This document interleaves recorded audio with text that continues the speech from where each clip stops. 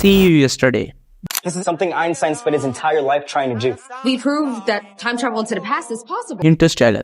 Every hour we spend on that planet will be 7 years back on Earth. Looper.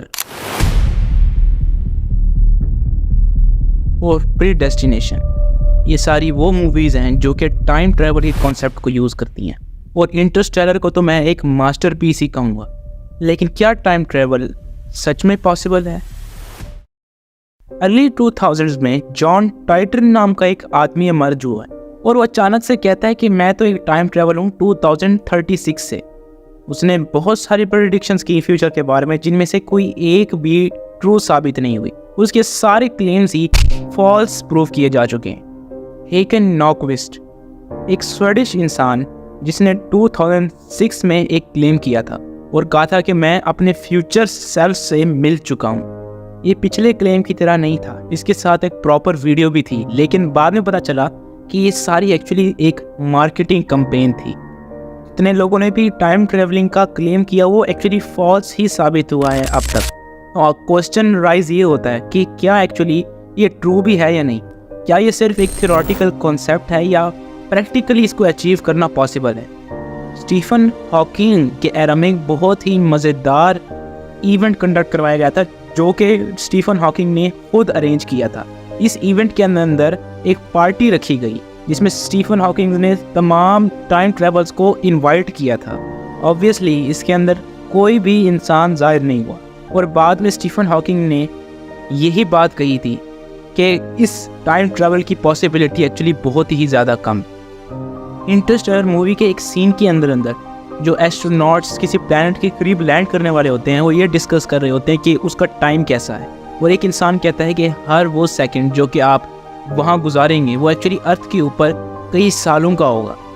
याद है शुरू में मैंने इस मूवी को मास्टरपीस कहा था, क्योंकि यहाँ जो मैथमेटिक्स की गई थी वो एक्चुअली बहुत ही ज़्यादा एक्यूरेट थी। और ये एक प्रॉपर थीरी भी है जिसको टाइम डिलेशन थीरी कहते हैं। इस थीरी को ब्रायन ग्रीन ने पहली दफ़ा प्रेजेंट किया था। ये थीरी आइंस्टाइन की रिलेटिविटी थीरी के ऊपर बेस्ड करती थी, जो कि ये कहती है कि अगर आपने टाइम ट्रैवल करना है तो आपको लाइट की स्पीड के एक बहुत बड़ी फ्रैक्शन से ट्रैवल करना पड़ेगा, या आपको एक ऐसे प्लैनेट के करीब जाना होगा जिसका ग्रेविटेशनल फील्ड बहुत ही ज़्यादा स्ट्रॉन्ग हो। और यही वजह है कि एस्ट्रोनॉट जब स्पेस में जाते हैं तो उनको जो टाइम है वो एक्चुअली स्लोअर दिखता है, टाइम स्लोअर गुजरता है उनके लिए अगर हम अर्थ के लोगों से कंपेयर करें तो।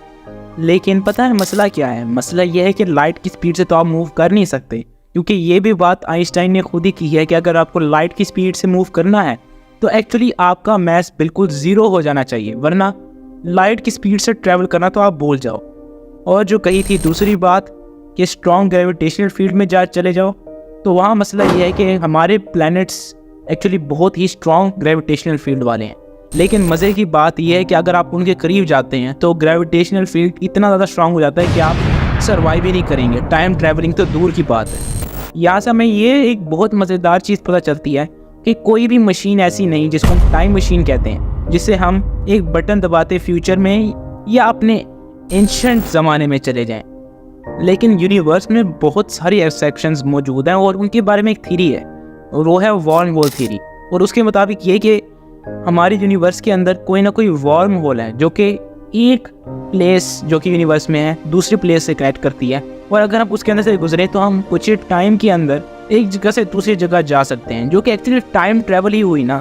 जहाँ आपको लाइट ईयर्स का फासला, लाइट ईयर्स का डिस्टेंस ट्रैवल करना है, वो आपको सेकंड में पहुँच रहे हैं इधर उधर, तो actually this is time travel. लेकिन एक प्योरली थियोरेटिकल पॉसिबिलिटी है, इसका कोई भी प्रूफ नहीं है। दूसरी चीज़ जो कि इससे ज़्यादा दिमाग को टच करती है, इससे ज़्यादा जो है वो सेंसेबल लगती है, वो ये है कि कॉस्मिक स्ट्रिंग्स यूनिवर्स में मौजूद हो सकती है। क्यों? Cosmic strings space time graph के अंदर वन डायमेंशनल थ्योरेटिकल डिफेक्ट्स होते हैं। आप कह सकते हैं कि ये एक क्रैक है। और कुछ साइंटिस्ट के मुताबिक जब यूनिवर्स शुरू हुआ था, यानी जब बिग बैंग हुआ था, तो इतनी ज़्यादा एनर्जी प्रोड्यूस हुई थी जिसकी वजह से कुछ क्रैक्स आ गए थे, और जो कि अभी भी मौजूद है।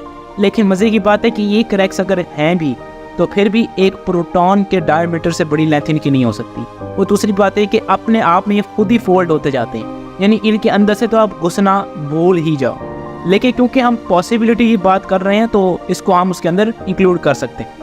ये तो है वो सारी पॉसिबिलिटीज़ जो कि थीरीज और ऑब्जेक्ट से रिलेटेड है। अगर हम टाइम ट्रैवल को खुद ही देखें तो बहुत सारे चैलेंजेस और पैराडॉक्सेस आते हैं उसके अंदर। जैसे कि अगर मैं आपसे क्वेश्चन करूं, एक ख़ास चैलेंज आपको दूं और आप सोचें आपका क्या आंसर होगा, ये है ग्रैंडफादर पैराडॉक्स। और ये है कि एक सिनेरियो है और वो ये कि आप टाइम में पहले चले जाते हैं और आप अपनी ग्रैंडफादर को किल कर देते हैं। तो यानी कि आपकी एग्जिस्टेंस का कोई लॉजिक पैदा नहीं होता, और जब लॉजिक पैदा नहीं होता तो आप पास्ट में कैसे और अपने ग्रैंडफादर को कैसे किल किया। यानी कि ये एक पैराडॉक्स है जो कि जिसको हम सॉल्व नहीं कर सकते। इस तरह एक बूटस्ट्रैप पैराडॉक्स है। और मैं अगर आपसे कहूँ कि मैं आपको एक बुक देता हूँ जो कि मैंने पब्लिश की है, लेकिन अगर आप पास्ट में चले जाते हैं टाइम ट्रैवलिंग की मदद से और उसको पब्लिश कर देते हैं, तो एक्चुअली बुक किसने पब्लिश की? बुक आपने पब्लिश की या मैंने? आपने पब्लिश की तो आपको तो बुक मैंने दी, लेकिन मैं फ्यूचर में हूँ और आप उस वक्त पास्ट में चले गए हैं। यानी कि ये एक और पैराडॉक्स है। तो दोस्तों क्वेश्चन आपसे पूछा जाता है कि आपकी क्या राय है इस बारे में? शायद कोई फ्यूचर में ऐसी टेक्नोलॉजी आ जाए कि हम लाइट की स्पीड से मूव कर लें। आपका इस बारे में क्या ख्याल है? क्या कोई ऐसी है टेक्नोलॉजी जो कि हमारा मैस से मूव कर सके? तो दोस्तों आज हम अपनी वीडियो को यहाँ ख़त्म करते हैं। अब अपने थॉट्स जो हैं वो कमेंट सेक्शन में ज़रूर शेयर कर सकते हैं। हम अगली वीडियो में मिलेंगे, तब तक के लिए बाय।